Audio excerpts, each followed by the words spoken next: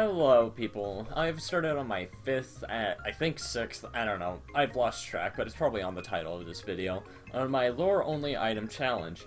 On the last episode, it was pretty boring. Like, I actually don't blame you if you didn't watch it. It was mainly just me beating up Sandswept Tomb a whole bunch of times just for funny items like Springtrap and, the helmet.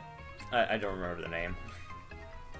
But for this episode, it was time for me to move towards Nisak and try and complete Ice Barrows. And speaking of completing Ice Barrows, I didn't think I was actually going to be able to beat it with the type of gear I had.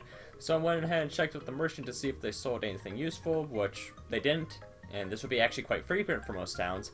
So I decided to grind for some more items that actually hopefully had lore on it.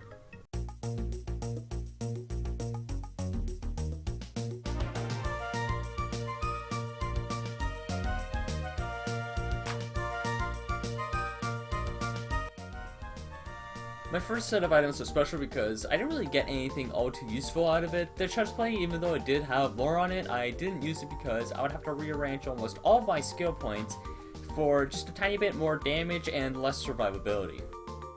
So then, I went down to Lucico to try and find some more items, and I actually found myself a fabled set of leggings, which I was quite surprised.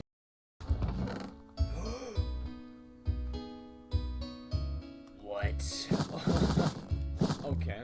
Because since they are the second rarest rarity of all items within the game, and they were also a bit better than the legendary leggings I already had, since it gave more HP and water damage, and it also increased my totem uptime by twice the amount. And of course, the rest of the items didn't have lore, sadly.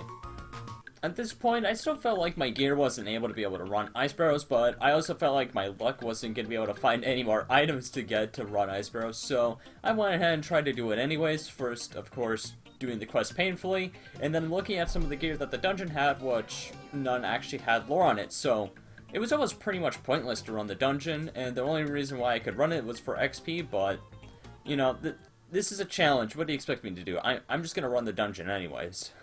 So, I did actually finish the dungeon successfully without dying. I totally didn't come close to death at all, totally not, but after I did run the dungeon, I kind of thought of grinding for some XP, which, I mean, I could grind this dungeon for XP, but I also went ahead and just grinded mobs, because grinding mobs is a lot more easier than waiting for one key guardian to spawn in. So after I got up to level 50, I wanted to grind for some more items again, since I definitely need better gear if I really wanted to move on towards Undergrowth Ruins. My first roll of items was actually when I got items from when I was grinding mobs, and it was a new helmet that gave me some more mana regen, but it required 30 dexterity, which highly went against my build, but I kinda needed it since it gave the extra health and also that mana regen.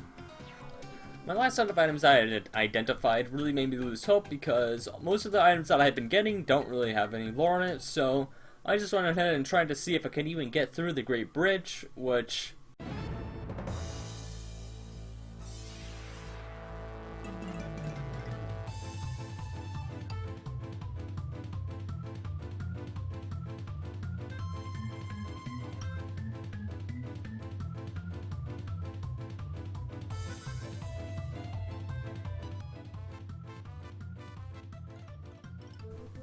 you know, that didn't go so well, so I backed out of that plan and just decided to go over to Lovagar, which is around the same level as Nisak, but I mainly went there just to see if I could get some better items, or at least different items that can help me through the Great Bridge. Which, to my surprise, I had gotten 2 legendaries immediately within my first 2 chests at Lovagar, yet I could not use both of these items because one of them didn't have lore and the boots needed a total of 50 agility, so I just ditched those items and I went over to Brucey to see if they sold any accessories with lore, which, you know, they didn't, of course, but me doing this led me to 2 legendaries that actually benefited me greatly with the gear that I felt like I could actually cross the Great Bridge with.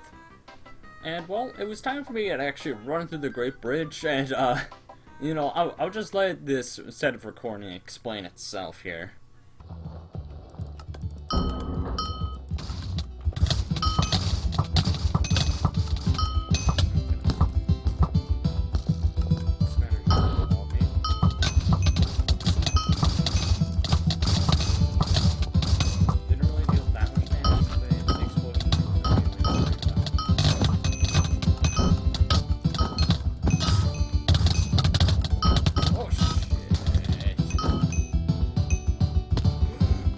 Oh my god.